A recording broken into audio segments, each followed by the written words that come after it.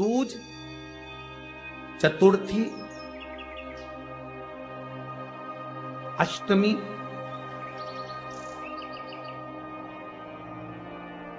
दशमी,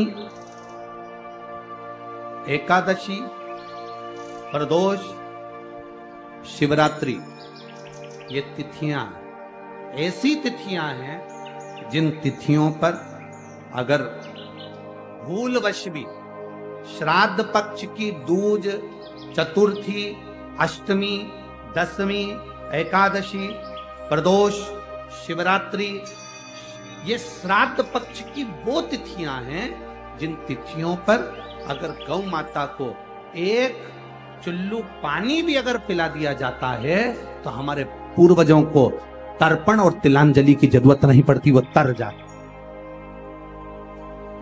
श्राद्ध पक्ष की ये तिथियां आप भी बोलिए कौन कौन सी?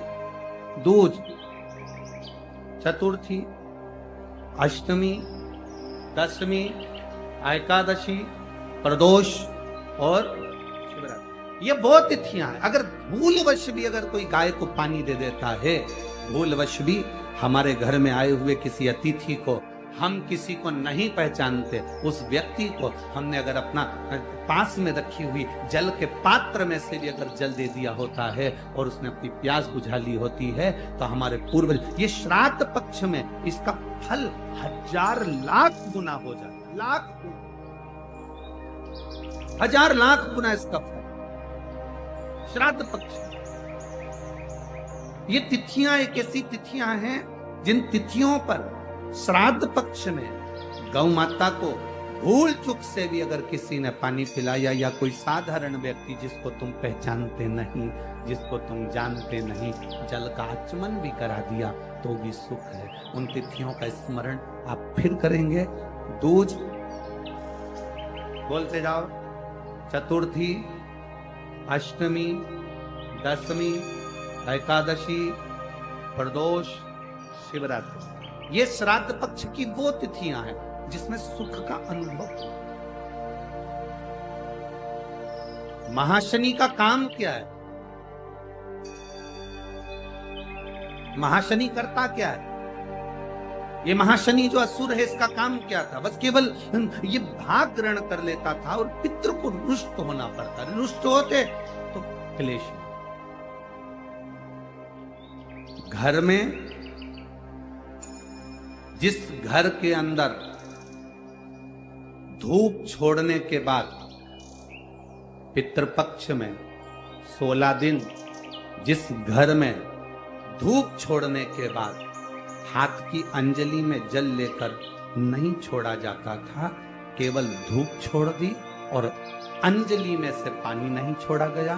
गाय को श्राद्ध पक्ष में रोटी निकालकर खिला दी, थोड़ा सा जल गाय को नहीं दिया गया। कौवे को रोटी दी गई, कागा को भोजन दिया गया, जल नहीं छोड़ा गया। ब्राह्मण को भोजन कराकर उसको जल नहीं दिया गया।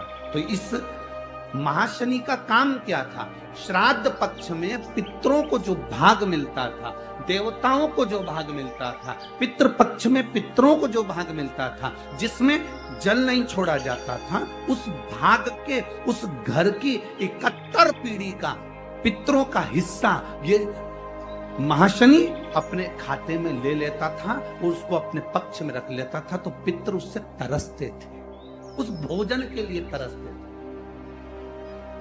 अब जरा विचार करिएगा। वैसे तो आप लोग सब समझदार हैं, वैसे तो आप लोग सब अगर धूप छोड़ते होंगे तो जल जरूर छोड़ते होंगे। बोलो सही है, देते हो ना जल? अगर अग्नि में तुमने थोड़ा सा भाग दिया है तो वहां पानी का छोड़ना जरूरी है, जल का छोड़ना जरूरी है। जल नहीं छोड़ा तो वो भाग महाशनि के खाते में चले जाता है, जल नहीं छोड़ा तो वो भाग महाशनि के पास पहुंच जाता है, महाशनि के खाते में। महाशनि का कर्म क्या है? अगर वो धूप छोड़ने के बाद पानी नहीं डलता है, जल नहीं दिया जाता है, पितरों को जल नहीं प्रदान किया जाता है, तो वो भाग जो महाशनि लेता है उसका स्थान हमारे घरों में भी बनता चले जाता है। उससे होता क्या है?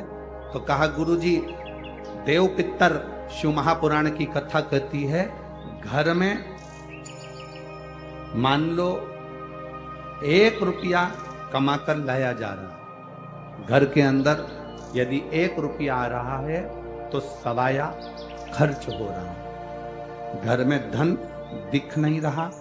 एक जरा सा बर्तन रखा है, उसके पीछे घर में विवाद हो रहा है, तो समझ लो ये महाशनि का भाव प्रबल हो।